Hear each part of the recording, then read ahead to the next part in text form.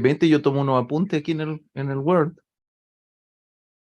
Pues sí, yo le había mandado todo eso. Creo que espérate, mira a ver si está el correo por ahí. Yo hice pues el pregrado El YouTube está con audio y llega con un delay. Y ahí ah, lo pagué el audio. no, pero Ya. ya te acabo de mandar el CV que ahí en la educación, en un parrafito de educación está todo lo que he hecho. Ah, perfecto. Entonces te queda más fácil leer de ahí. Claro, claro que sí. Em, Creo que ya te lo mandé. Aquí Ahora hay sí. un CV, Sí, pero no veo el parrafito biográfico. es educación. Ah, ya, ok. O sea, Es, lo veo en el CV. sí, Ya, perfecto. pues el Perfecto. pregrado fue en la Universidad de Tunja, una maestría en la Universidad de Bogotá, en Colombia, y luego me fui a hacer el doctorado a Northwestern University con Carol Labón. Y luego estoy de postdoc en el laboratorio de Loncay y estoy aplicando a facultad en este momento. Es un Claro, claro. momento bien duro. ¿No? O sea, hay suerte con eso, ¿no? Tenemos ¿Cómo va? hemos ido a varias entrevistas y estamos esperando respuestas. Pues, somos dos, mi esposo también está aplicando. De Señal. hecho, él quiere presentar en el seminario de ¿Me Chile. oyes? Sí, oigo perfecto. Aló, ahí, algo pasó.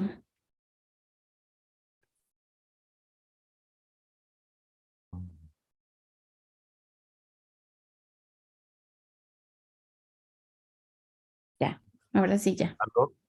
ya, ¿Aló? ya, aló. Me conecté. Es que aquí ha estado malo el Wi-Fi. Hoy día llamé a alguien para que lo arreglara. Quizá me Mm, debería ir a otro laboratorio, a un laboratorio con mejor Wi-Fi. Te estaba contando que mi Mejor. esposo, estamos aplicando pues con mi esposo, que también es biólogo y estamos aplicando al mismo tiempo. Y Ah, hemos tenido algunas entrevistas ya en donde nos llaman a los dos, que pues eso ya no me parece que es mucho, que hay un interés, pero no nos han dicho nada en concreto todavía. Esperar a ver. mucha suerte. Sí, Oye, de hecho hablé con él, Elsie. me dijo que él también podía presentar en este seminario, si querían. Ah, Mi esposo ya, trabaja con súper. cosas bien bonitas.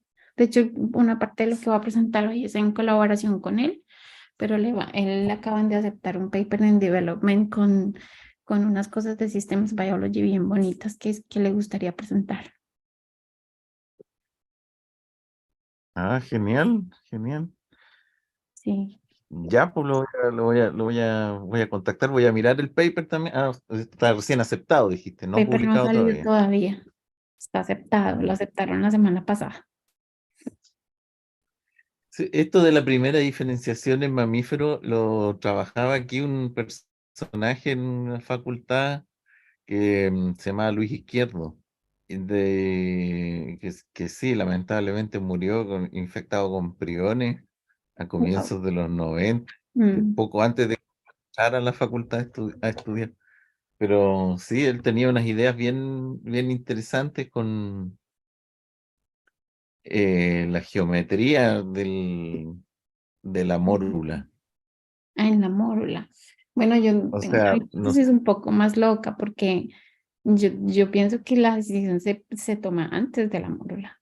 Digamos que en la es que mórula, él sí, no te estoy escuchando bien. Él sí, aló, escúchame, te no escuchan. te estoy escuchando bien. Me voy a cambiar a otro lugar que tiene Bueno, mejor wifi, ¿ok?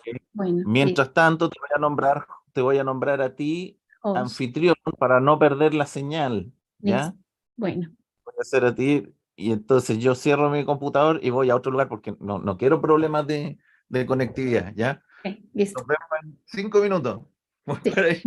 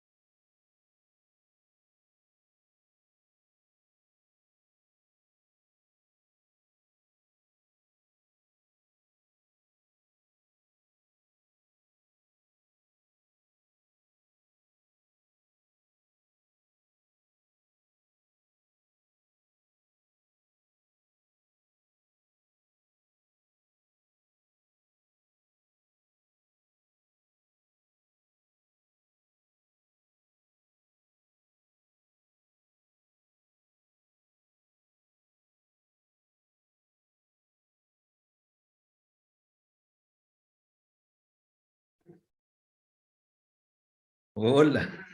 Hola, ahora sí. Ahora sí, ahora estoy en el laboratorio paleontológico y Ujú. este tiene un Wi-Fi nuevo que no va a fallar. Qué bueno. Así que sí, ahora bueno, puedo escucharte porque te estás escuchando como Un un poquito 30%. mal. ¿No? ¿Se escucha bien? Sí, se escucha perfecto. Ay, me voy a poner chaqueta porque está haciendo frío. Ha llovido, uy, como nunca. Aquí en California ha llovido mucho. Ah, Mm, pero qué bueno eso, pues Eso no es tiene, muy bueno, sí, pero está haciendo frío. igual que en Chile, tiene sequía, pero cuando llueve todo el mundo se queja, ay, qué mojado, qué frío. Sí, pero no, a mí me parece rico que llueve. Lo que pasa es que se han caído muchos árboles, que como los árboles aquí no están acostumbrados a tanta lluvia, Ah, pues, sí, no sí. aguantan A veces hay tanta. inundaciones y otras cosas, pues sí. Sí, sí. Mientras no tengan de esos daños mayores, estamos todo bien. Igual. No, no, no, está bien, estamos bien. Yo estoy contenta porque el jardín no lo hemos tenido que regar en harto tiempo, como empezó a llover como desde diciembre y no ha parado. Pues para por semanas, pero hay semanas, pues la semana pasada llovió como del lunes, del domingo al jueves. Esta semana llevamos desde el domingo también, desde el domingo y no ha parado. Ah, mucha lluvia. Sí. Qué envidia. No, acá en Chile estamos en permanente crisis Sí. hídrica. Mm, Sí, estamos muy mal. Incluso en el sur, donde nosotros, en el extremo sur, estoy hablando territorio subantártico, sí. hay falta de agua. Nosotros recién fuimos a excavar dinosaurios y estaban todos, casi todos los pozos que usábamos para obtener agua estaban secos. Dios mío. Un poco deprimente. Sí. ¿Para qué decir acá en Santiago y el norte del país? Está súper seco. Sí, no, pues aquí siempre está seco, lo que pasa es que es este año que ha sido distinto, pero hay Pero que, años que no llueve mucho. A mí me mm, gusta, y siempre que vamos a una cascada, es un hilito, pues la llaman cascada acá, pero es un hilito de agua, ahora sí es una cascada de verdad. Mm. Y entonces me estabas contando este señor que trabajaba en la mórula. bueno, lo que él, sí, lo que él decía era que la primera diferencia, pero no sé, esto me lo contó una persona que ya Ujú. no leí el paper, me lo contó alguien. Pero que él decía que, claro, la mórula es como una esfera de esferas, ¿cierto? Sí. Y entonces, y él decía que tú puedes tener una de 16 células, 32 células, pero hay un momento, si tú piensas que las divisiones son sincrónicas, hay un momento en que hay una esfera imposible, o sea, como que no me acuerdo qué número era, pero no puede geométricamente por las superficies de contacto, qué sé yo, haber una esfera de 64 esferas, ponte tú, Ujú, 64 esferas. Entonces, por esta imposibilidad geométrica, ¿no? Tienen que ser 63, ponte tú. ujú, Él decía que producto de eso saltaba, esto, lo que me acuerdo, dime tú si ujú, puramente, saltaba, ¿no? Por esta imposibilidad geométrica, saltaba una célula para adentro. Y que esta célula era la que tenía un destino muy distinto a las demás células, ¿no? Dime tú si esta narrativa que estoy diciendo pues, es absolutamente lo que fantástica, lo ¿no? que se conoce hoy en día, lo que se conoce en estudios, hasta cuando yo empecé a estudiar, pues esto, era que habían dos modelos. Había un modelo posicional, que es más o menos lo que tú dices, pues no es tan exactamente que salta la célula de un lado a otro, sino que a las 8 células, que es la mórula, que son, pues son 8, hay células que están afuera del embrión y adentro del embrión. Ah, ya, Y, no. y Mm. depende es que en 8 células hay un periodo en que las células tú ves las membranas que son muy definidas y luego hay un periodo de compactación de las células que es cuando se empieza a formar la mórula. Y cuando ocurre ese periodo de compactación es que digamos que las células que están afuera tienen una composición de receptores y de ligandos que leen las señalizaciones de diferentes maneras a las células que están adentro. Y Ah, entonces que eso es lo que empieza a hacer las asimetrías transcripcionales que van a definir como esa primer decisión celular. o sea, Y igual la es primera diferenciación es de las de afuera con respecto a las de adentro, ¿no? las de afuera Más van o a ser menos, ¿o no? placenta. Entendí. Sí, las de afuera son placenta, que son las que se pegan al útero finalmente. Y esto todo pasa antes de la implantación. Y las de adentro son las células Digamos. ay, no sé cómo se dice eso en español. Las células embriónicas, las células pluripotentes, que son las células que van a formar el embrión como tal, que lo llamamos la masa interna, las células de la masa interna. Ya, eso por lo menos lo entendí bien. Entonces, esas Esta células son parte las sí estaba células equivocado. embrionarias. Ujú. Ya, sí, Pero eso lo ese es sabía. bueno, ese es el modelo posicional. Y el otro modelo es el modelo de la polarización. Entonces, Mm. ay, hay un perrito. Lo tuve que llevar al veterinario hoy día. Ay, qué Se lo lindo. tuve que traer al ¿Y trabajo. está enfermo? Eh, Necesitaba un trabajo odontológico y hoy día le iban a poner anestesia general porque imposible hacerle un trabajo a un perro se cree que lo están matando.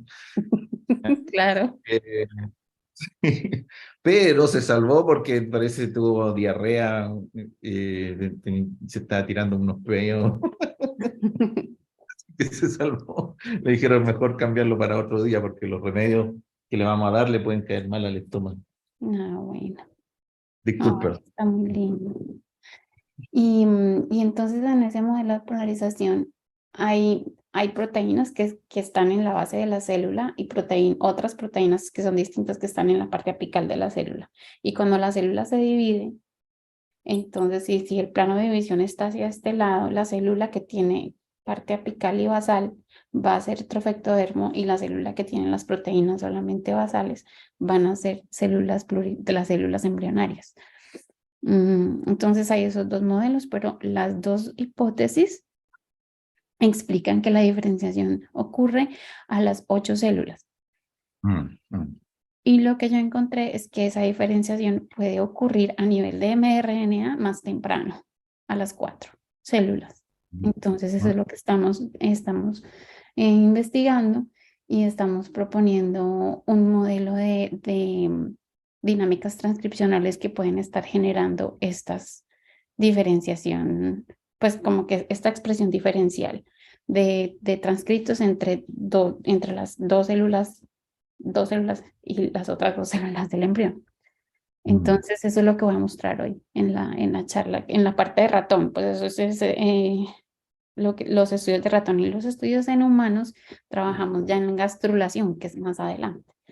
Después de la implantación, empieza la gastrulación y se empiezan a desarrollar las capas germinales y eso estudiamos, mi esposo y yo estamos haciendo ese estudio y encontramos que digamos que el modelo que existía antes era que la explicación a todas estas, digamos, la diferenciación se debe a la señalización de señales paracrinas que tienen Mm. un, Sí, como como- un source, como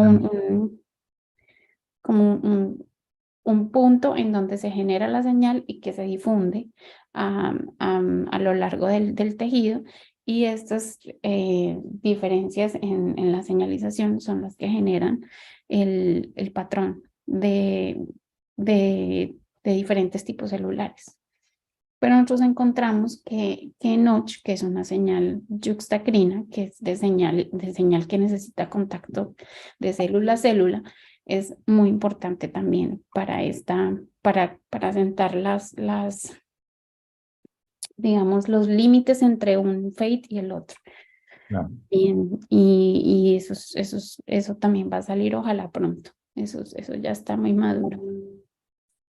Entonces, eso es lo que estamos haciendo en los postdoctorados y es lo que estamos ofreciendo a las universidades. claro, claro. Mm. Esto de la primera diferenciación siempre ha sido interesante para la gente con una conciencia un poco más sistémica, Ujú. porque, claro, ¿cómo se le llama? la paradoja de Lilly, del embriólogo Lilly de los pollos, era esa que él decía, bueno, ¿cierto? Se estaba desarrollando recién la genética, pero él decía, bueno, pero lo que estamos descubriendo es que el genoma es el mismo, o sea, los genes son los mismos para todas las células, ¿cierto? Sí, sí, Entonces, no era una cuestión reducible a mera mm, composición genética, sino que hay una dinámica estructural, ¿cierto? exactamente. Microambientes dentro del embrión y qué sé yo, que llevan a esta diferenciación de Y, la y es célula. muy interesante porque uno con single cell RNA-seq sí tiene como, digamos, los genes que están expresados en ciertas células versus otras, pero uno no tiene el espacio ahí. Y cuando uno involucra el espacio, entonces encuentra cosas bonitas como algunas cosas de las que voy a presentar ahora, de Perfecto. partición de las capas germinales y de cómo esas distribuciones de los componentes, por ejemplo, de Notch, que fue lo que estudiamos, son cruciales para definir esas como hasta dónde llega el mesodermo, hasta dónde llega el ectodermo y por qué ocurren esos saltos entre un tipo celular y otro. Es muy bonito y estoy muy emocionada con todo esto que estamos haciendo y lo que sigue de aquí en adelante también va a ser, ojalá, muy bonito donde sea que lleguemos. Bueno, eh, mira, si de repente quieres usar Spanglish en el ¿Sí se público, puede? todo igual, claro, sí se puede. Ya si te Sí, puedo- no, porque es muy difícil porque yo aprendí todo esto en inglés. Yo cuando estaba haciendo biología en Colombia, Y hay hacía mucha botánica. terminología científica que de repente encontrar el exacta expresión español es Ujú. chistoso. Pero sí, con la gente en general, todos son medio bilingües en, en la audiencia, así que Porque probablemente te van a ay, entender si usas de repente. yo estudiaba plantas antes. En Colombia estudiaba plantas. Yo hacía botánica y hacía evolución de orquídeas. Ay, qué bonito. Y Porque después, esta investigadora Pavón. Natalia, sí, claro, ella Sí. era undergrad cuando yo estaba haciendo mi maestría allá, Ah, en perfecto, Nacional, con Fabio González. claro. Ujú. Y claro, ella es muy famosa con la evolución Evo-Devo de Ah, plantas. sí, O sea, tú también le hacías al Evo-Devo de hacía plantas. levo de plantas, yo hacía algo parecido a lo que ella estaba haciendo en esa época, pues en esa no se podía hacer lo que está haciendo ella ahorita, no era ni pensable. Todo lo que ha avanzado, pero hacía filogenética, hacía análisis filogenéticos usando morfología y anatomía de orquídeas. Y después me vine para acá ya y me cambié de organismo modelo, pero no de pregunta de investigación. Entonces seguí investigando pues cómo se generan estos patrones evolutivos, pero ya a una escala molecular y empecé a estudiar cresta neural en Northwestern, con Carol Lawon y encontramos pues como el origen de las células de la cresta neural, como una nueva hipótesis propusimos del origen de las células de la cresta neural y las implicaciones en las interpretaciones evolutivas de los vertebrados. Ese fue mi trabajo de PhD. ¿En serio? Tú sabes que yo incluso tengo una muy modesta publicación en ese tema. A mí también me gusta En cresta neural? la cresta neural. Sí, sí. Por ahí, por el año 98, y Wow. estábamos hablando de la mesodermización del ectodermo. Una hipótesis, bueno, sí. Bueno, Pero, se creía que la cresta neural como que durante el desarrollo ganaba este potencial para generar células que eran de diferentes capas germinales cuando todas las células del embrión ya habían perdido esa capacidad de hacerlo. Y yo ya, cuando llegué al laboratorio, pues llegué yo creo que la ingenuidad me ayudó mucho, porque llegué pues sin saber nada de estos temas y yo me propuse a entender de dónde venían realmente estas células y encontramos que nunca había una pérdida del potencial, sino que había un mantenimiento a lo largo más- del tiempo, lo cual es más fácil de explicar. En términos evolutivos, es una hipótesis mucho más parsimoniosa que haya un mantenimiento, que haya una pérdida y una ganancia. claro, claro, claro. ¿Y esto cómo serían como células de la gastrulación que se mantienen así. Imagínate que encontramos que, pues yo estudié ranas, en ranas, Ya. los factores de cresta neural que se suponían que eran de mantenimiento del stemness en ese estadio adelante, en la gastrulación, también se expresan en la blástula, al igual que los factores de plurimpotencia, los Yamanaka. Oxox y Nanog se presentaban allí y también Snail, Sox, Snail 1 and 2, Snail 1 Mm, específicamente, mm. y otros factores de la cresta neural también se expresaban allí en la blástula. Entonces hice un seguimiento de dónde se perdían y dónde se ganaban otra vez y encontré que se mantienen todos los factores. Exacto, sí, yo me acuerdo que creo que había una hipótesis o algo que le decía a la cresta neural, le decían el metablasto, y creo que estaban precisamente como comparando con etapas de la gastrulación. No, qué bueno, mándame si tienes publicación de eso. Claro, yo publiqué, Porque yo la verdad ese tema, como te digo, yo lo vi el en 90. 2015 lo publiqué y súper bien. No, me interesa bastante, porque yo estoy absolutamente, ¿cómo se dice? Outdated, obsoleto, estoy absolutamente obsoleto en ese tema, ¿no? Sería bueno ponerme un poco más al día. Como te digo, la última vez que lo revisé bien fue el 98. Que te lo voy a dejar aquí. Había bastante menos información, ¿cierto? Te lo publicamos en Science, ese artículo en el 2015. Ah, Ahí te lo dejé el link ahí pero yo te lo voy a mandar el artículo a a tu, lo- ahora después de que acabe ahí lo tengo, ¿no? Blastula Stage Potential. Ujú.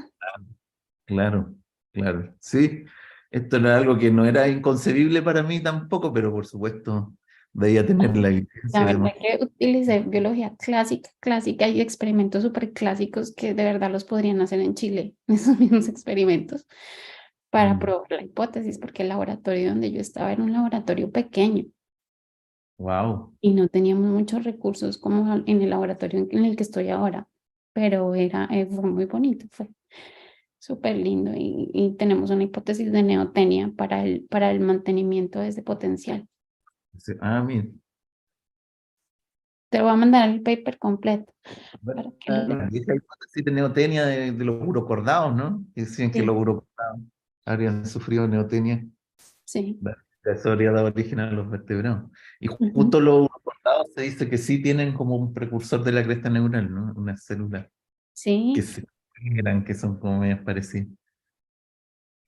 y creo que tienen algunos marcadores también, sí, pues Sí, que son de de borde de placa neural, sí, creo. El sí. Snail, parece. Snail está ahí, pues Snail está desde las moscas. Sí, claro. Lo que pasa Y, es que en moscas está haciendo un papel como en el mesodermo solamente. claro, Juega un papel importante en la formación del mesodermo. Y ya cuando pasa a los vertebrados, es que es único de cresta neural. sí. Snail 1 y 2. Hay algunos marcadores también en Amphioxus de cresta neural, en los bordes. Sí, sí. Está muy bonito eso. Amphioxus y en lampreas también. Claro, la amprea ya seguro que tiene una Sí. cresta. Es rudimentaria, pero la tiene. Tiene mucho menos, pero sí, Amphioxus también los tienen. Y juegan, y creo que sí son como los más cercanos a los vertebrados que tienen, que esos factores juegan papeles parecidos en la formación del sistema nervioso, de parte del sistema nervioso, Sí, del sí. Amphioxus. La- Probablemente las células sensoriales, ¿no? Las de la parte La dorsal periferia. del- Ujú, exacto. Que en ujú. el Amphioxus se quedan, los cuerpos celulares se quedan en el tubo neural, no salen, no hace ganglio, no salen migrando los cuerpos, pero es como muy homólogo en el sentido de que están ahí, pero se quedan. Igual tiran sus proyecciones. eh, Mm, sí. Estamos en la hora, pero yo siempre espero unos 5 minutos adicionales para que lleguen Mm, sí, los rezagados. Así que claro. vamos a esperar unos 5 minutitos más. Mm, bueno, Isabela no se ha despertado hoy, mi hija. Así que este de Science lo sacaron de un laboratorio chiquitito con puros experimentos así clásicos In situ con colorimetría, solamente nada cuantitativo, solo una cuestión, yo no sé, fue una cuestión de pensar los experimentos muy bien. Hicimos de cómo probar la hipótesis de manera que no fuera tan costosos los experimentos. Perfecto. Fue después de que se publicó este paper que mi jefa empezó a tener pues más grants y empezó a hacer cosas más sofisticadas. Sí, un trampolín. Aquí conmigo me pasó con Botelo. ¿Tú conoces a Joao Botelo? Sí, Claro. Entonces él le puso más músculo experimental a la cosa claro. y algunas viejas ideas que yo tenía a medio digerir, la desarrolló completamente. Sí. Y también sacó unas investigaciones totalmente nuevas. Hay una muy bonita de dedos de aves. No la he ¿La visto. Ujú. viste? De cómo la musculatura va haciendo girar el dedo. El dedo ponible Dedo de acá para que se puedan exacto. agarrar aquí. En los carpinteros eso sí es muy importante, que el dedo Sí, esté completamente abajo para poderse agarrar de las superficies. sí, efectivamente. Eh, bueno, es una historia bien interesante, porque se degenera un músculo. Se degenera un músculo, entonces queda solo un músculo ahí y hay una fuerza asimétrica. Ujú, Pero creo que Botelho también descubrió que algunos pájaros con patas normales han degenerado dos músculos, ujú, ¿cierto? Entonces han vuelto a ser simétricas las fuerzas y ese dedo ya no está oponible, pero es una condición derivada, ¿no? ujú, Que tienen ancestros psicodáctilos, si tú miras la filogenia, tienen ancestros como el carpintero con un extra dedo oponible, ujú. pues perdieron el otro músculo también Guau, y vuelven a tener el dedo no oponible, una cuestión súper bonito. insólita, sí, sí. No, a mí me encantó esa investigación del profesor Botelho. Está llegando la gente. Ahí ya tenemos más gente, ¿eh? Qué bueno Ujú. que se han hecho presentes. Hola a todos, estamos a un minuto de comenzar. ¿Eh?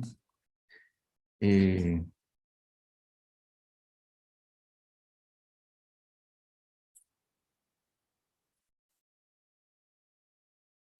él sí. No hay problema. No he dicho nada. Puedo grabar. Tengo aquí la facultad. Si quieres probar tu PowerPoint, ver Sí, si todo en orden.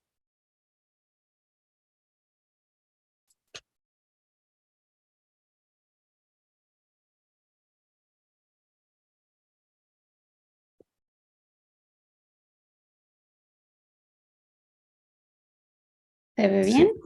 Sí, sí, se ve perfecto. Pasa un poco las diapositivas a ver que no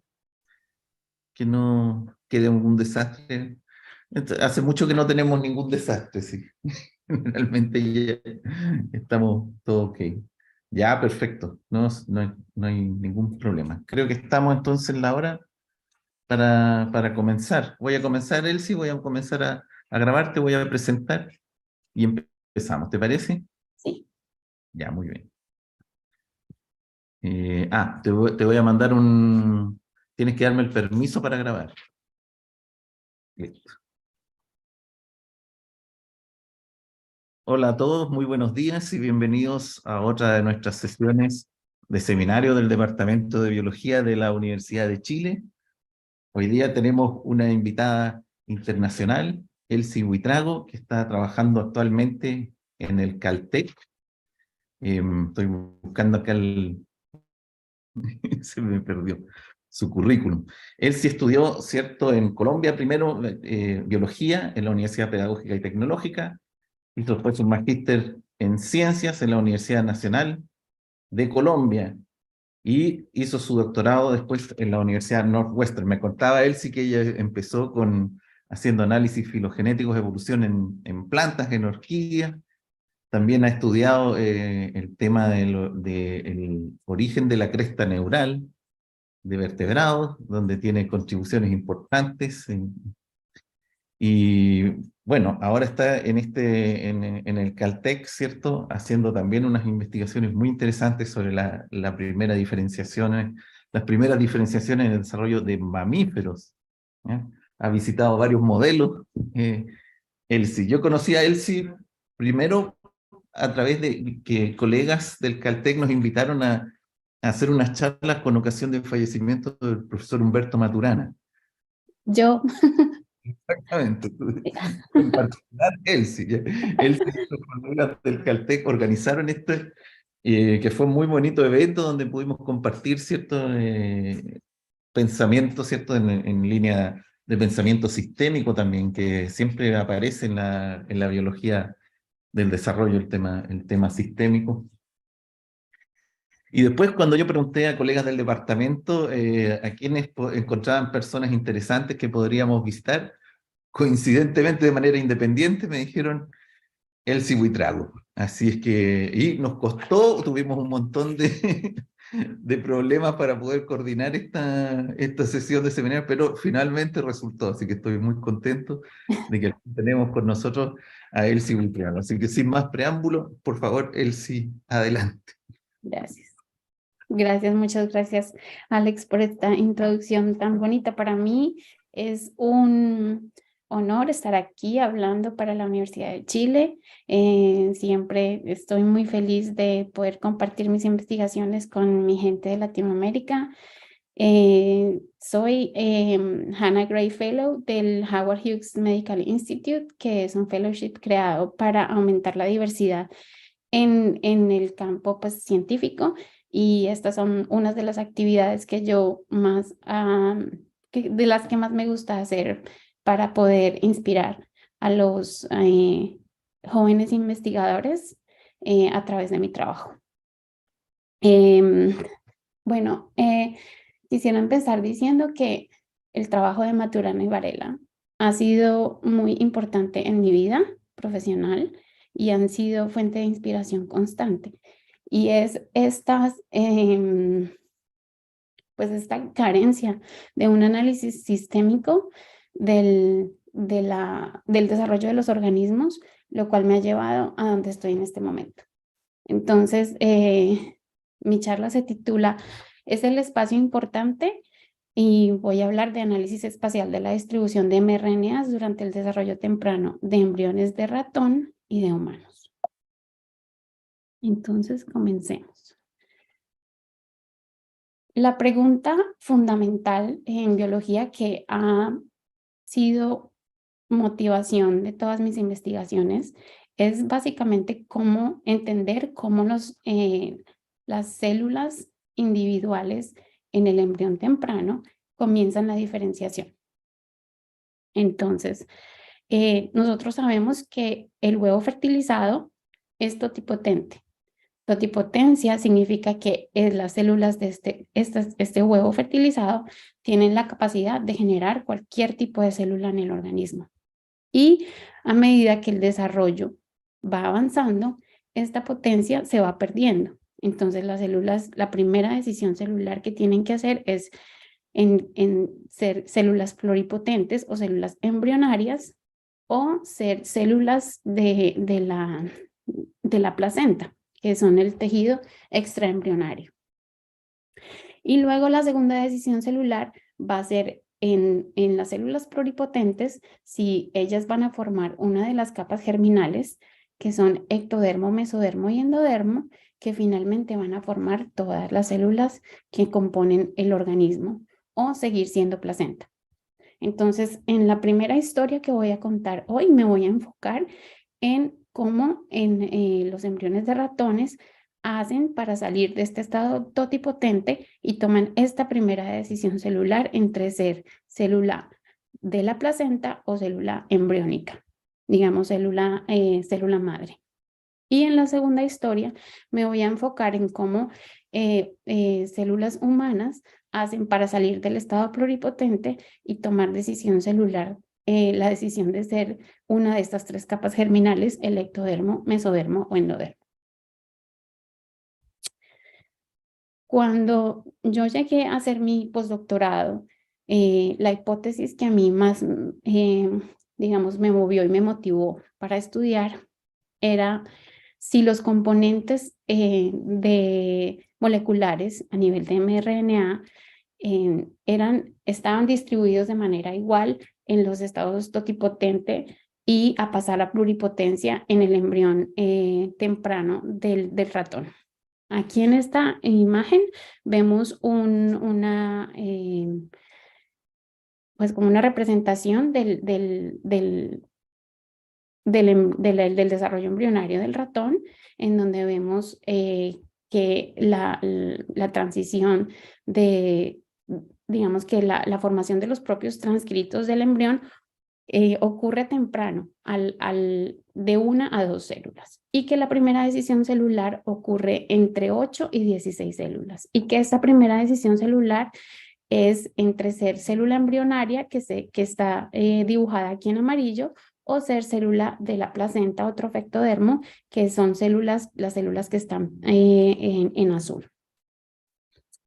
Hay una pregunta muy importante en biología que en mi concepto no ha sido respondida, y es cómo estas células pasan de estadio totipotente a pluripotente.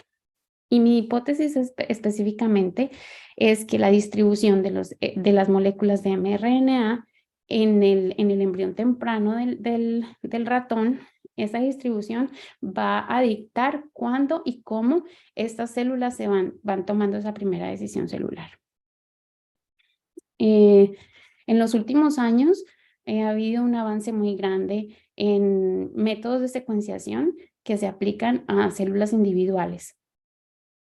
Entonces, como para estudiar esas hipótesis, yo necesito tener ese nivel de refinamiento, digamos, estudiar la distribución del mRNA a nivel de células individuales. Todos estos métodos de secuenciación de ADN, ARN, cromosomas, epigenomas, digamos que han sido avances muy importantes, pero a pesar de tener la definición de células individuales, estos métodos ignoran el espacio y la distribución de RNA entre las células, que pueden ser muy importantes para poder entender los fenómenos que están ocurriendo durante el desarrollo. Entonces, digamos que estos métodos son muy valiosos en términos de que podemos saber qué componentes hay en el momento en el que estamos haciendo la secuenciación, pero el embrión tiene que ser disociado, hay una secuenciación y luego computacionalmente hacemos una reconstrucción del desarrollo. Pero nosotros sabemos que los organismos complejos o las estructuras complejas y los tejidos que están en esos organismos tienen una distribución única de RNA y proteínas, y que estos patrones de expresión únicos están localizados en posiciones, en diferentes posiciones en los tejidos. Entonces aquí solamente para nombrar 3 ejemplos, esta es una sección del cerebro del ratón, en donde vemos diferentes tipos de neuronas localizados en diferentes dominios del tejido. Aquí un ejemplo de un embrión temprano de ratón, en donde vemos las células madre o las células embrionarias en rojo y las células de la placenta o del trofectodermo en verde. Y aquí los gastruloides humanos que utilizamos para estudiar gastrulación humana son como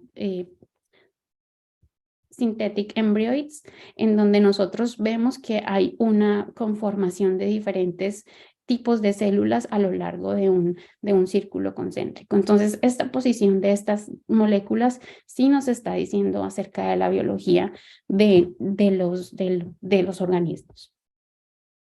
Cuando yo llegué al laboratorio de Lone Kai, aquí en el Instituto Tecnológico de California, lo que más me llamó la atención fue pues como las técnicas que ellos estaban desarrollando para poder responder estas preguntas que yo tenía de fondo.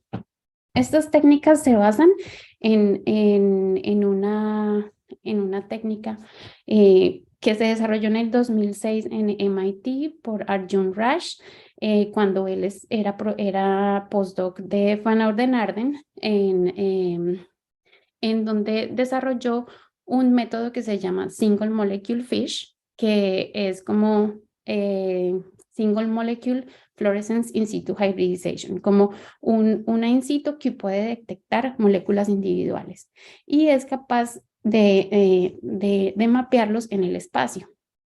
Y la manera como lo hicieron fue muy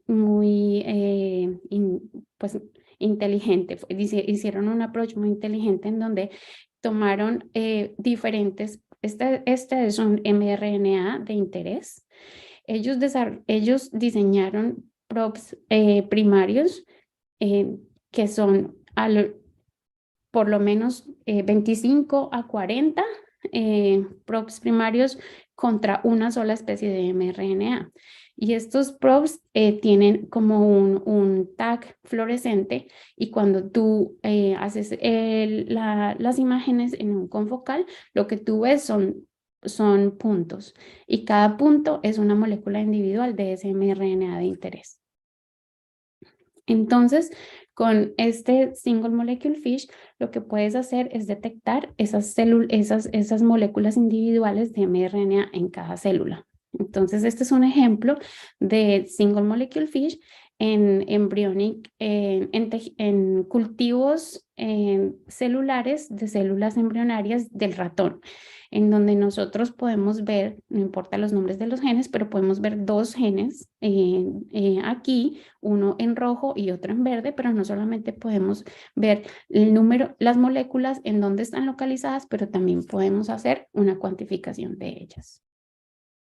Entonces, el primer reto que yo tomé cuando llegué al laboratorio del Dr. Lone Kai fue desarrollar o adaptar este Single Molecule FISH en embriones.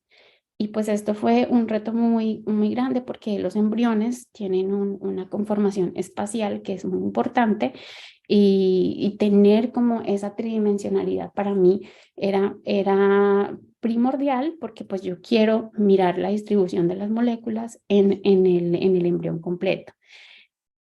Entonces, de los primeros experimentos que yo hice fue, adaptar la técnica a los embriones y hacer como un experimento que me pudiera dar como resultado que el RNA que está en esos embriones estaba intacto. Entonces, lo que hicimos fue desarrollar, estamos viendo la expresión de un gen que es un housekeeping gene que está expresado uniformemente en todo el embrión y esa es una max projection del embrión de 4 células. Entonces lo que hicimos fue para el mismo mRNA y EF2, lo que hicimos fue desarrollar, diseñar probes, 2 sets de probes diferentes, uno que tenía un canal, digamos un fluoróforo, y el otro con un fluoróforo diferente, y cuando tú colocalizas las imágenes, estas imágenes tienen que casar perfectamente, y eso quiere decir que el ARN de ese embrión está intacto. Entonces, una vez ya tuve como este paso de la técnica desarrollado, pude hacer lo que llamamos Sequential Fluorescence In Situ Hybridization. Entonces, es como identificar estas moléculas usando Single Molecule FISH secuencialmente. Y esto nos ayuda o nos permite identificar diferentes mRNAs in situ. Entonces, el espacio se conserva y se conserva la posición de las moléculas dentro de ese espacio. Entonces, lo que hicimos fue diseñar de 35 a 40 probes para cada mRNA de interés, y lo que desarrollaron en el laboratorio fue unos probes secundarios que van a tener el fluoróforo, que van a tener una secuencia que va a ser complementaria a un fluoróforo y que puede ser removida haciendo diferentes lavados con diferentes buffers. Entonces, este prop secundario puede ser removido y hibridizado múltiples veces, lo cual nos permite hacer esa hibridización secuencial. Entonces, por ejemplo, en la primera imagen podemos ver mRNA 1, 2 y 3, si tenemos 3 fluoróforos disponibles en el microscopio. Luego hacemos ese lavado con formamida, con un buffer de formamida, y luego hacemos la hibridización de los secundarios de mRNA 4, 5 y 6. Y cuando hacemos múltiples hibridizaciones, podemos llegar al número de mRNAs que nosotros necesitamos. Y esto es posible porque en el laboratorio existe un robot que hace esos lavados automáticamente. Y el robot está coordinado con el microscopio. Entonces lo que se hace es poner la muestra, poner todas las soluciones en el microscopio y volver al otro día por los datos. Básicamente eso fue lo que se inventó mi jefe. Cuando yo empecé a estudiar el desarrollo temprano de humanos y de embriones, me vi pues con un problema muy grande, y es que para poder mantener esta tridimensionalidad, yo necesitaba desarrollar no solamente la parte computacional, pero también optimizar la parte de microscopía. Entonces desarrollamos un método que se llama 3D-Seq-Fish, que nos permite hacer el imaging o observar muchos mRNAs en el contexto de los embriones y de los gastruloides, y usando muestras que son más o menos de 50 micrómetros. Lo logramos combinando protocolos para hacer que el tejido sea más claro, que fueron desarrollados también aquí en Caltech por el laboratorio de Viviana, y también combinando una serie de objetivos especiales y aceites especiales que nos permitían una mayor difracción para poder mirar las moléculas individuales a lo largo del tejido. Entonces, así es como se ve el SIG-Fish, el Single Molecule Fish en embriones. Entonces, podemos observar en el video que podemos ver moléculas individuales de EF2. En este caso están los dos canales. Estamos viendo la superposición de los dos canales y cómo las moléculas, la mayoría de las moléculas están colocalizadas. Luego que hacemos el lavado de estos readouts primeros, hacemos la hibridización de los segundos readouts y podemos ver nuestros 3 primeros genes de interés.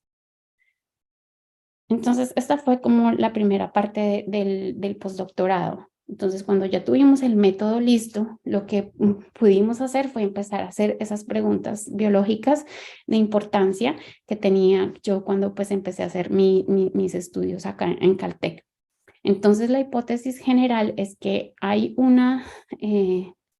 mi hipótesis es que las células totipotentes no son tan iguales como nosotros pensábamos, y que posiblemente hay una distribución de mRNAs que está dada desde el cigoto, que va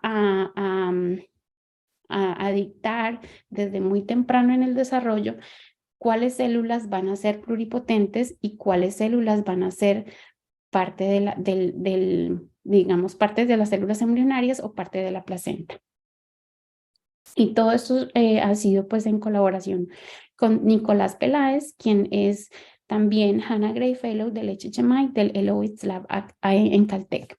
Entonces, con él desarrollamos como un data analysis pipeline para poder extraer la información de los embriones. Entonces, después de hacer las imágenes de los embriones, tuvimos que hacer una segmentación nuclear y de membrana usando un programa que se llama Elastic, y luego usando MATLAB hicimos una identificación de las moléculas o de los spots, y estos son asignados como a los volúmenes de las células. Y luego hay un downstream data analysis que hacemos en Python para hacer la cuantificación y la distribución de la abundancia de los RNAs, conservando el espacio en las células individuales del embrión.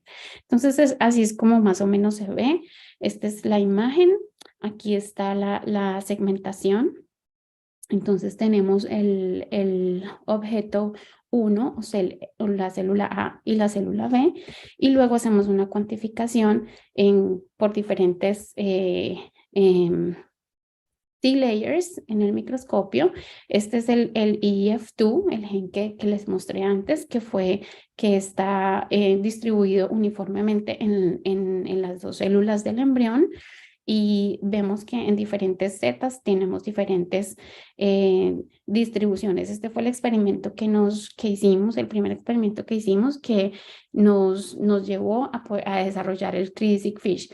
Digamos que los experimentos que se habían hecho hasta ahora en Spatial Genomics o utilizando Seq-Fish habían sido hechos usando únicamente un Z-layer o 5 micrones. En tejidos se usan secciones.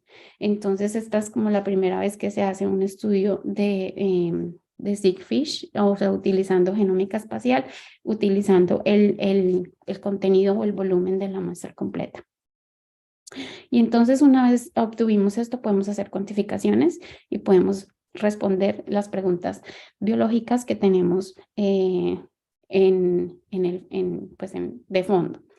Digamos que en el desarrollo embrionario del ratón se sabe que la primera decisión celular pasa de 8 células a 16 células. Entonces es cuando las células supuestamente se vuelven pluripotentes o se vuelven células embrionarias o células del trofectodermo. Y hay dos hipótesis o modelos que han sido propuestos que explican cómo esta primera decisión celular es expresada.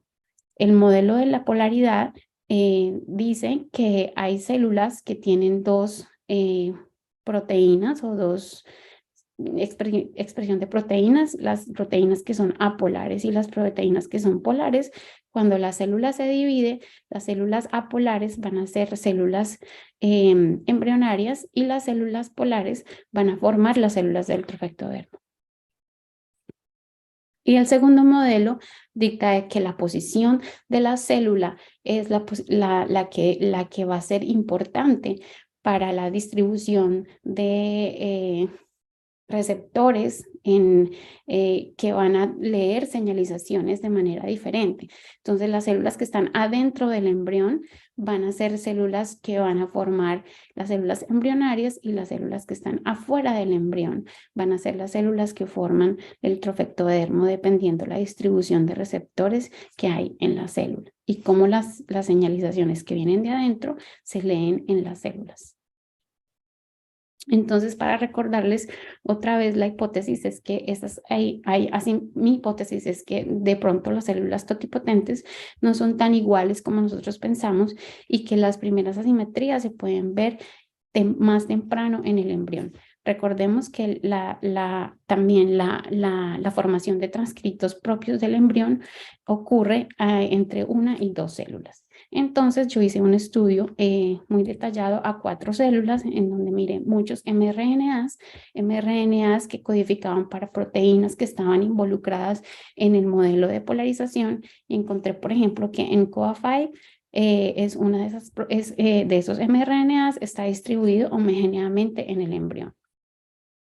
Pero mRNAs como SOX21 está expresado diferencialmente en las células ya en el embrión en el estadio de cuatro células. Entonces vemos que hay 2 células que presentan mucho mRNA y 2 células que presentan una abundancia mucho menor. Y lo corroboré con mRNAs que codifican para que son como marcadores de tipos celulares. Entonces, SOX2 sabemos que es un marcador de pluripotencia y esta es una de las ventajas del single molecule FISH, y es que podemos detectar transcriptos a muy bajas abundancias, lo que no hacen, por ejemplo, métodos, por ejemplo, el single cell RNA-seq, en los que cuando hay muy bajas abundancias, estos valores se extraen del análisis. Entonces, SOX2 está expresado en las mismas células que está expresado SOX21, sugiriendo que estas células ya están presuntamente decidiendo ser células pluripotentes. Y así hice un estudio de muchísimas moléculas en donde pudimos observar que algunos componentes que estaban involucrados en este modelo de polaridad estaban expresados uniformemente a nivel de mRNA en las 4 células, y otros componentes estaban expresados asimétricamente. Entonces, lo que decidimos hacer es en análisis espaciales, en donde tomamos el embrión y podemos mirar y observar cómo están distribuidas las moléculas dentro de cada célula en el embrión. Y podemos hacer una cuantificación de ellas. Entonces, por ejemplo, este es EF2, el ejemplo que siempre les he dado, que es como mi control, en donde vemos que todas las células tienen más o menos la misma abundancia. Aquí en esta barrita de color vemos la cantidad de transcritos, en donde vemos que cuando el color es más oscuro es que hay muchos más, y cuando el color es más clarito es que hay menos. Aquí en EF2 vemos que más o menos todas las células presentan la misma cantidad de transcritos, lo cual es concordante con lo que, pues con lo que es este gen, que es un housekeeping gene. Pero hay genes que tienen expresiones similares, como CARM1, que también es una molécula muy especial para el modelo de polarización, y SOX21 está asimétricamente expresado asimétricamente en el embrión. Y podemos corroborar con otros tipos de mRNAs que también están expresados uniformemente o diferencialmente. Y entonces podemos hacer análisis de clustering, en donde ya vemos que estas 2 células son más similares la una a la otra que con el resto de las células del embrión. Y también en un análisis de componentes principales podemos ver que las células 12 y 10 son más similares que las otras células del embrión. Cuando nosotros llegamos a esta conclusión, empezamos a preguntar cuáles son estos mecanismos que generan estas diferencias de RNA, de la abundancia de RNA entre las células del embrión durante la embriogénesis temprana. Entonces, tengo una hipótesis. La hipótesis que estamos trabajando ahorita es que hay oscilaciones en la transcripción global del embrión que pueden generar, que puede ser el mecanismo que genere esas asimetrías tempranas y la distribución de moléculas en el embrión, que puede generar esa primera decisión celular. Entonces yo decidí hacer un experimento en el cual, en vez de tomar los exones para ver el RNA maduro, tomé la parte de los intrones de 1000 especies de intrones de interés que combinaban diferentes lifetimes. Entonces estamos comparando diferentes mRNAs que fueron escogidos al azar, en donde estamos viendo no la parte del exón, sino la parte del intrón, lo que nos permite ver la transcripción instantánea. Y el readout que el prop secundario que utilicé fue el mismo para todas las especies. Entonces, en una sola hibridización del secundario puedo ver toda la expresión de estos 1000 intrones. Y lo que encontré En el primer experimento que hice en 8 células es que el embrión tiene ciertas células que tienen más expresión de intrones que otras. Y sorpresivamente, cuando hice el experimento a 4 células, encontré que la expresión de intrones o esta expresión global de la transcripción también difería ya en la estadio de cuatro células. Elsie, perdón, ¿puedo hacer Sí, una pregunta? No sé claro. si Alexander me da permiso, pero es que estoy hace rato haciéndome esa pregunta y no sé si Sí, se me fue. ¿Tú tienes sí, la capacidad de distinguir, acá Verónica Palma, perdón, no me sí, presenté, hola. ¿tú tienes la capacidad de distinguir si son todos RNA cigóticos, considerando que la transcripción cigótica comienza tan temprano? No hay ningún aporte de RNA materno. Sí, yo hice una combinación de RNAs maternos y cigóticos para mirar, pero en los que presenté hoy todos son cigóticos. Ya, esa era una Pero precisión. sí estamos esa es otra parte de la investigación en donde estamos estudiando la contribución de mRNAs maternos, porque de hecho tu pregunta es muy interesante. Mira, muchísimos o todos los organismos, desde la mosca, la rana, el C. elegans, la rana, ah, y otros organismos vertebrados, para todos se saben que hay un mRNA que está depositado maternalmente, que tiene una distribución asimétrica en el ovocito, y que estas distribuciones asimétricas son las que generan las primeras asimetrías transcripcionales cuando hay una división celular. Lo que sucede con el embrión de ratón es que esos transcritos no se conocen. Ese mecanismo no se conoce en ratón. Claro. Entonces, por eso, como se cree que la primera decisión celular ocurre tan tarde en el desarrollo, entonces la gente ha estado enfocada en estudiar de 8 células para adelante. Y esta parte de la totipotencia y de cómo se generan estas diferencias transcripcionales no ha sido estudiada. Ujú, ujú. Gracias por tu pregunta. Ok, gracias a ti.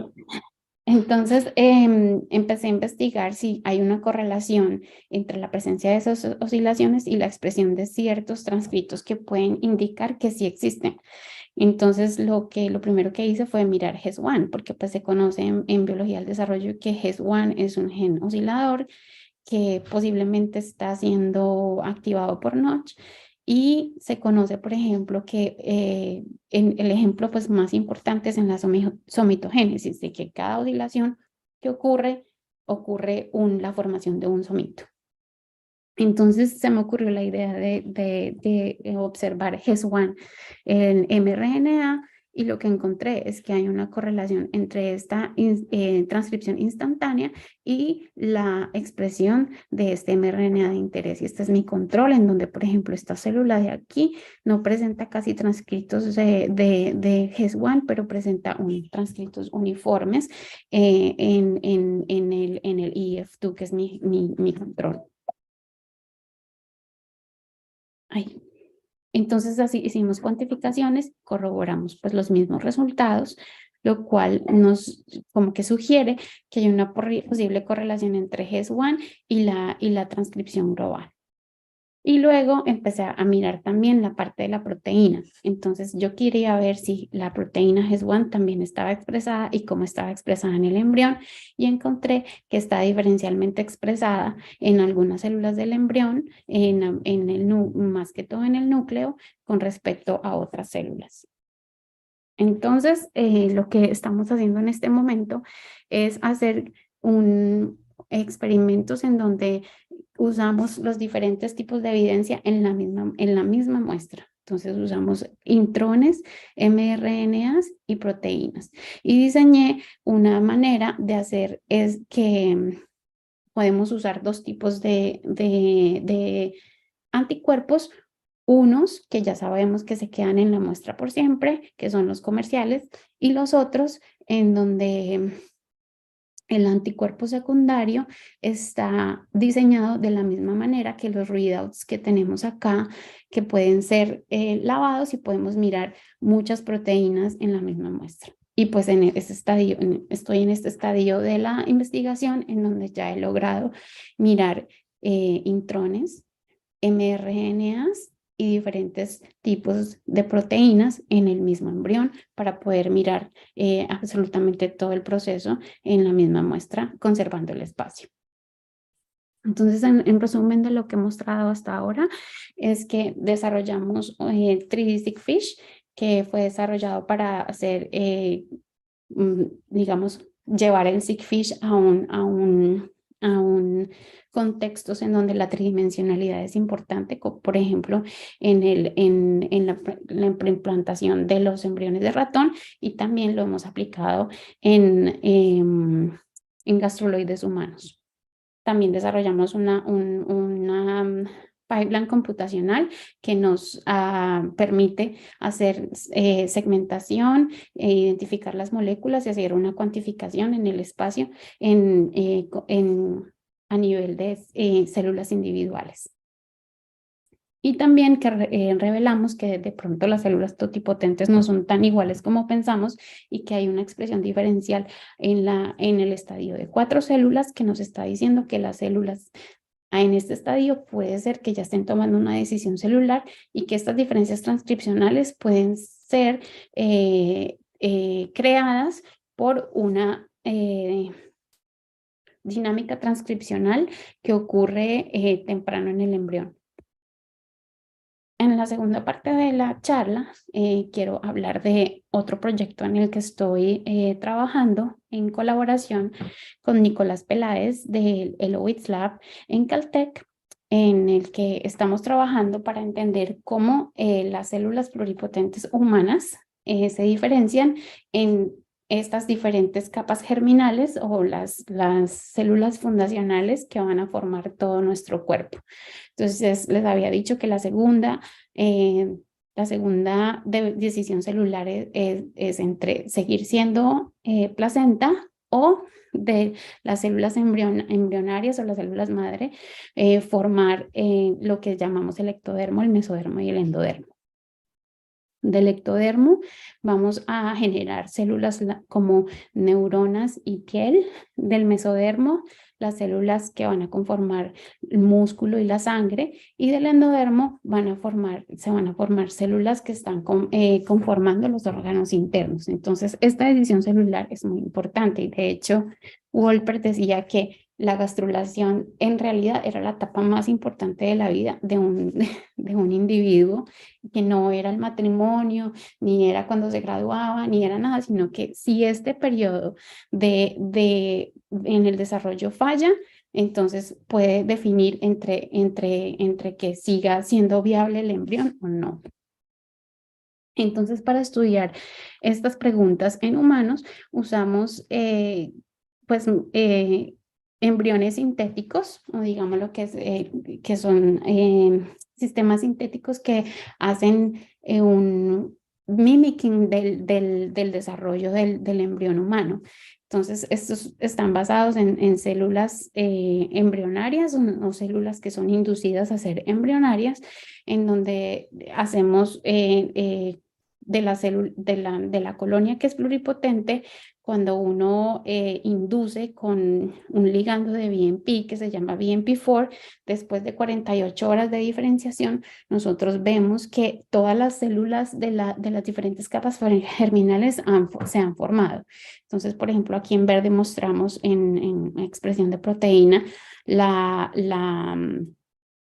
la placenta, el mesodermo en rojo, el ectodermo en azul, y hay también células del endodermo y también de las células germinales. Están ahí que no están mostradas en esta imagen, pero existen ahí. Entonces, usando estos sistemas sintéticos, han hecho muy accesible el estudio del desarrollo humano. Entonces, lo que se creía hasta hoy era que señales como BMP, nodal y Wnt estaban involucradas en este proceso. Estas señalizaciones tienen una característica común, y es que son señales paracrinas.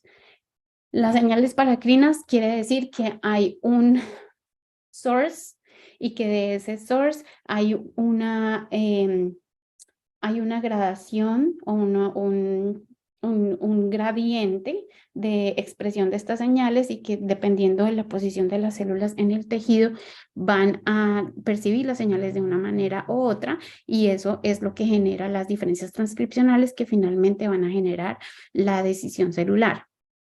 La pregunta que nosotros nos hicimos es que si hay tan pocos, digamos, tan pocos tipos de señalización que existen, ¿por qué no hay una señal que sea paracrina, es decir, que tenga, que sea de contacto de célula a célula como Notch? ¿Por qué no está involucrada en estos procesos? Entonces empezamos a investigar si Notch signaling, los componentes de la señalización de Notch estaban expresados durante esta diferenciación de las colonias gastruloides. Entonces utilizamos diferentes aproximaciones, single cell RNA-seq, seq-FISH y también unas cuantificaciones de inmunofluorescencia para mirar la espacialidad de las proteínas y hacer análisis cuantitativos en single núcleo y en núcleos y células individuales, porque pues está demostrado que estudiar las células individuales es muy diferente a estudiar el componente general en completo. Entonces las hipótesis eran que los componentes de Notch están expresados y que también tienen una distribución espacial única de receptores y ligandos que van a permitir que las capas germinales se formen de manera correcta. Entonces lo que hicimos fue lo que llamamos un seq-FISH signaloma, en donde tomamos más o menos todas las moléculas de Notch e hicimos seq-FISH para observar en dónde están expresadas estas moléculas en el tejido y para mirar si hay unas diferencias de dominios que nos podrían explicar cómo Notch está actuando y si está actuando o no en este tejido. Entonces, lo primero que hicimos fue comparar la expresión de proteína versus la expresión de mRNA para poder ver si podíamos discriminar diferentes dominios de tipos de células dentro del tejido. Entonces, lo que encontramos es que la expresión de proteínas mostrada aquí en este gráfico está correlacionada 100% con la expresión de mRNAs mostrado aquí en estas tres imágenes. Entonces, HAN1 está expresado aquí en la periferia, que está marcando el tejido extraembrionario o la placenta. Brachyury está expresado acá en este cinturón que está marcando nuestro mesodermo, y SOX2 está expresado aquí en el interior de la colonia que está marcando el ectodermo o el epiblasto. Entonces, una vez tuvimos esto, empezamos a mirar cómo están expresados los ligandos de Notch. Entonces, observamos que hay una diferencia de expresión entre dos de los ligandos de Notch más importantes son JAK1 y DLL y los DLLs. Entonces, vimos que JAK1 y DLL3 están expresados en la parte exterior del embrión del gastruloide que nosotros llamamos mesodermo 1, comparado con la expresión en mesodermo 2, lo cual nos está dictando que hay dos porciones en el mesodermo que tienen señalización de Notch de manera diferencial. Esto lo corroboramos con single cell RNA-seq, en donde DLL3 está expresado en mesodermo 1 y no en mesodermo 2. Pero hay otros como DLL1 que está expresado a lo largo de toda la colonia, y en este caso JAK1 no nos mostró la misma expresión. Pero en el espacio, entonces estamos viendo que JAK1 sí está expresado ahí. Cuando comparamos... Una consulta, perdón, ¿puedo hacer una consulta? Esa expresión diferencial de algunos componentes en este tejido mesodermic-like, ¿es concéntrica o se restringe a un segmento de este gastruloide? Es concéntrica, digamos que está en toda la colonia. En sí. toda la, ya, okay, en toda la circunferencia, ya. Sí, en Gracias. todas las muestras que hemos hecho, la expresión es igual. Digamos, en diferentes partes de la colonia que hemos hecho el imaging, la expresión es igual de estos dos diferentes mesodermos. Porque en ese gastruloide todavía no, uno puede distinguir dorsal, ventral, anterior, o sea, ¿hay No. algún evento de pattern? No, ya. Todavía no. No, porque para eso necesitas los 3D gastruloides, como son gastruloides que se hacen en 3 dimensiones, que eso es lo que queremos hacer en el futuro. Ah, ok. Y ya. mirar cómo el C-notch está involucrado en la formación del nodo o Exacto, a eso iba. y el nodo digamos, en la trayectoria que sigue el nodo a través de ese eje que tiene para formar Exacto, la elongación. Sí. Gracias, gracias. Sí. Bueno, entonces cuando vimos los receptores también vimos que hay una diferencia, pues que digamos que los receptores están más uniformemente expresados en toda la colonia, pero que Notch 3, aquí que está en azul, está más expresado en ese mesodermo 1 que en el mesodermo 2. Y más adelante les explico por qué esto es importante. Cuando vimos otros componentes de los receptores y de los ligandos y de los notch targets, también vimos que hay una diferenciación de la expresión de algunos de los componentes de los targets de notch, sugiriendo que sí están presentes en el sistema y que puede ser que estén cumpliendo una función importante para la delineación de las diferentes capas germinales. Entonces decidimos comparar también, como tenemos la habilidad de ver muchas moléculas al mismo tiempo en el mismo tejido, decidimos comparar a Notch y cómo estos ligandos de Notch están expresados relativamente con otros signaling pathways. Y encontramos que hay un código combinatorio espacial de ligandos y que corresponden con los markers de la expresión, con los fate markers de la expresión de los fate markers. Entonces, BMP4 está expresado en el trofectodermo, aquí en el exterior de la colonia.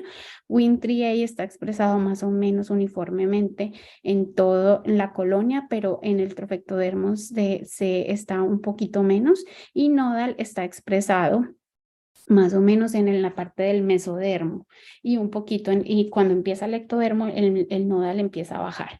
Entonces queremos mirar cómo están los ligandos de Notch expresados con respecto a estos otros signaling molecules, y lo que vimos fue que DLL1, JAK1 y DLL3 están expresados mayormente en el mesodermo exterior. Entonces, el experimento siguiente a seguir era mirar si Notch era requerido para la formación de las capas germinales. Entonces, hicimos dos tipos de experimentos. El primero usando una small molecule, una molécula pequeña que se llama LY y otra que se llama DAPT, que son moléculas que están bloqueando ese cleavage de Notch para que no haya cell-cell contact, para que no haya señalización.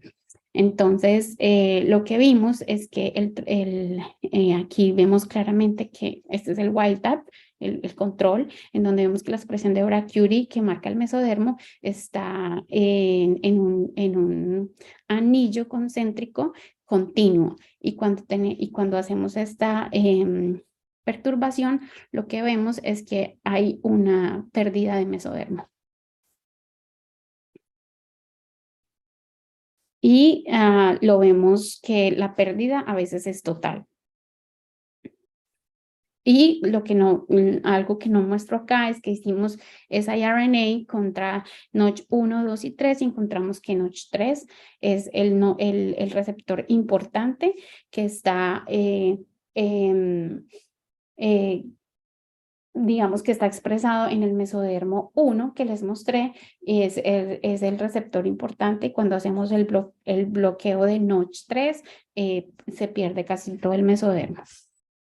Entonces, en el resumen de esta parte, tenemos que los ligandos de Notch, los receptores y los targets transcripcionales directos de Notch están expresados en los gastruloides humanos, y que hay una expresión espacial de los componentes de Notch, que discrimina entre componentes del mesodermo 1 y el 2, por ejemplo, y que el receptor de Notch es requerido, o la señalización de Notch es requerida para formar las diferentes capas germinales, específicamente el mesodermo y el endodermo. Y quiero terminar con 3 conclusiones importantes que podemos sacar de estos estudios.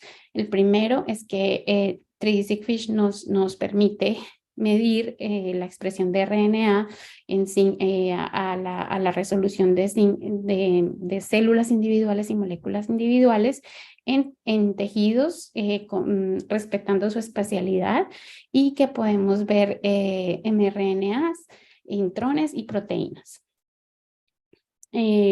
Y el primer principio que aprendimos fue que de pronto que los embriones de ratón exhiben una expresión diferencial de RNA que puede ser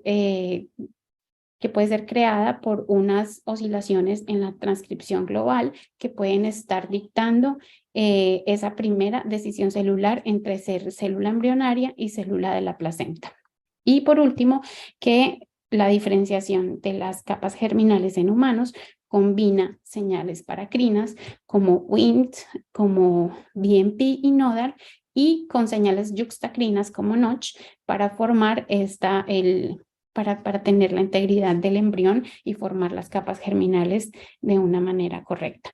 Y con esto quiero terminar agradeciendo, pues, primero la invitación y segundo, todos los PIs que están involucrados en este trabajo: Long Kai, Michael Elowitz, Matt Thompson y Carlos Lois, y especialmente Nicolás Peláez, que es mi colaborador.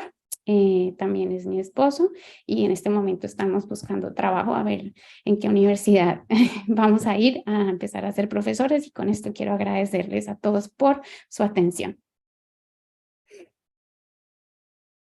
Muchísimas gracias, Elsie, por el estupendo seminario. Abrimos la sesión a preguntas.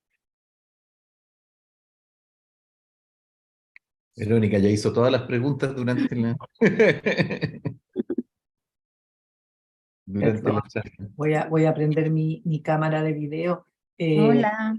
Hola, Elsie, te felicito, qué hermoso trabajo, qué lindo como el desarrollo, en este caso, de nuevas metodologías y todo. Muy difícil, sirve para contestar o para seguir contestando preguntas tan básicas que no hemos podido contestar de los orígenes, ¿no? Del desarrollo.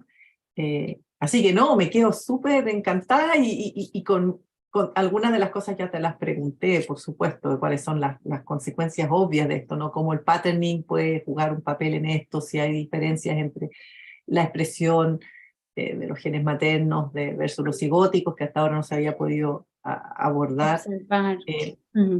Y de qué manera también, te lo consulto, ¿cómo podría relacionarse esto de estos patrones diferenciales de expresión de estos distintos mensajeros, con estados metabólicos distintos en la célula?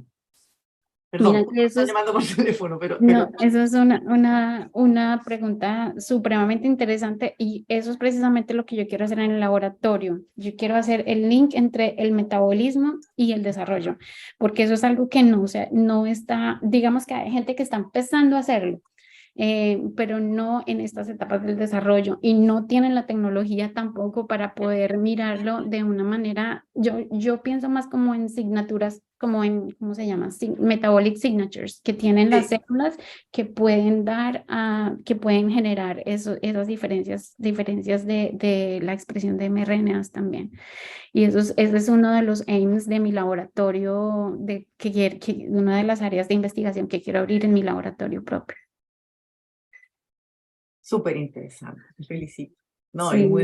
y lo otro que te quería preguntar, bueno, por supuesto, estamos en Chile y siempre cuando escucho estas charlas increíbles en que se usan estas tecnologías tan fancy, tan caras, y microscopía atómica, uno se pregunta, ¿tú crees que algo así se pueda montar, o qué tipo de microscopía o de recursos se requeriría para poder implementar algo así en nuestros países? digamos que en este momento casi que no hay microscopios comerciales que que estén disponibles a la venta. Hay como digamos 3 compañías que están diseñando los microscopios para sacarlos, pero yo pienso que van a ser a un alto costo. Los microscopios que nosotros tenemos en el laboratorio son hechos en casa. De hecho, yo voy a elaborar mis propios microscopios para llevarme a mi laboratorio. Em, pero yo creo que en un futuro sí va a ser accesible, porque no solamente es el microscopio, el robot que está pegado al microscopio, sino la persona que esté manteniendo el robot y el software que todo esto lleva también se necesita. Y los readouts también, digamos que los reactivos que se necesitan para hacer estos experimentos todavía son un poquito costosos. Entonces, pero yo creo que en algún momento sí va a estar como disponible comercialmente y los precios ahí van a empezar a bajar. Yo pienso que hay Ojalá. que esperar un poquito más. Yo creo que por ahora nos toca es a punta de colaboraciones poder hacer estos experimentos. Ujú. Yo he recibido Muchísimas embriones desde el Reino Unido y llegan súper bien los embriones que recibió en el laboratorio. Y la verdad es que una vez uno tiene optimizado el protocolo de Single Molecule Fish, adaptar el SIG-Fish no es tan difícil. Em, lo difícil es hacer esa optimización, porque hay cada tejido es distinto. De hecho, cada estadio del embrión es distinto y entre más células haya, pues hay que hacer más optimizaciones para que no haya autofluorescencia, para que la claridad del tejido sea completa. Entonces es la optimización lo que más lleva tiempo y ya hacer el experimento es muy fácil.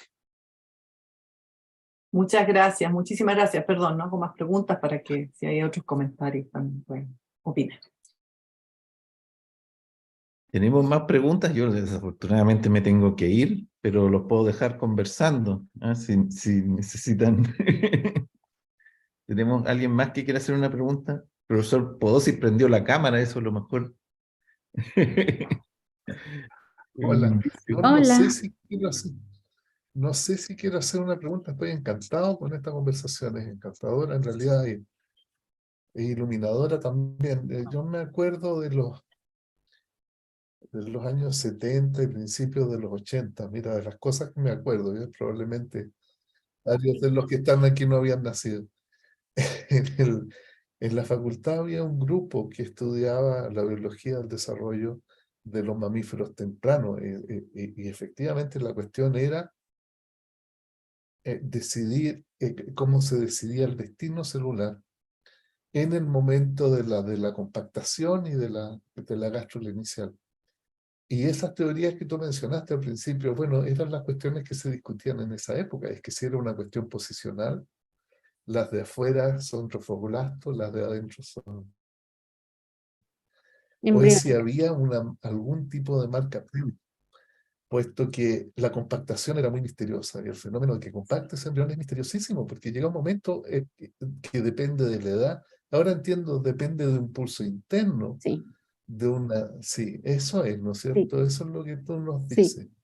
Esa es la hipótesis que estamos tratando de sacar adelante, porque se sabía que habían unas diferencias en los tipos de células y que se veían a las 8 células. Digamos que hay una diferencia morfológica grande entre el comienzo de las 8 células, en donde las células se ven redonditas y se diferencian las unas a las otras, y el periodo de compactación, en donde ya es como una masa en donde ya las células están tomando una posición distinta.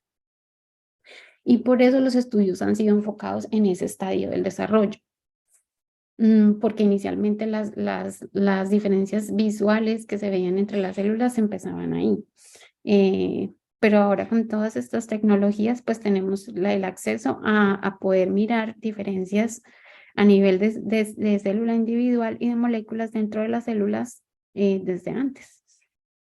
Un experimento que yo me Bueno, acuerdo que me y impresioné, tal vez tú puedas explicarme, de esa época, es que tú tomas esto cuando están 8 células y antes de que compacte, desordenas ese embrioncito. sí. Y de todas maneras compacta. Y puede compactar como formando una hilera de células. Yo vi esa cuestión y no lo podía creer. Sí. Tanto me impresioné hace 40 años atrás que todavía sigo Y no, impresionado. y de hecho, digamos, a 2 células y a 4 células, si tú separas 2 células del embrión o las 2 células y 2 células del embrión, dependiendo yo me imagino ahora, con lo que sabemos, dependiendo de que si una célula es pluripotente, de las células que separas, si una célula es pluripotente y la otra es de trofectodermo, pues un embrión pequeño se forma. Y no importa. Y de las 2 células, casi siempre una célula muere y la otra forma un embrión. Eso es. Entonces ya hay unas diferencias que se sabían desde ahí, pero no habían sido estudiadas de manera sistemática.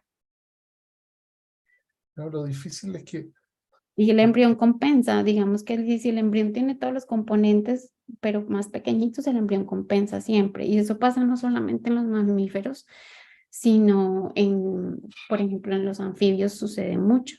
Uno puede hacer abolición de células y el embrión compensa de alguna manera.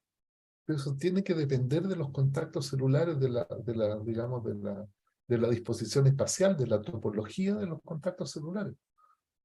Yo sí creo. Sí. Yo sí creo que depende de los contactos celulares y de los vecinos y de las señales que está recibiendo de los vecinos. Exacto. Es como crear orden de la nada, ¿no? Es Exacto. todo igual y pronto se vuelve diferente. Sí. En fin, es muy fascinante, yo no digo nada más. Qué bueno verte, me alegra mucho verte. Muchas gracias. Gracias a Gracias todos. por todo, que estés muy bien. Suerte en todo. Chao, chao. Gracias, chao.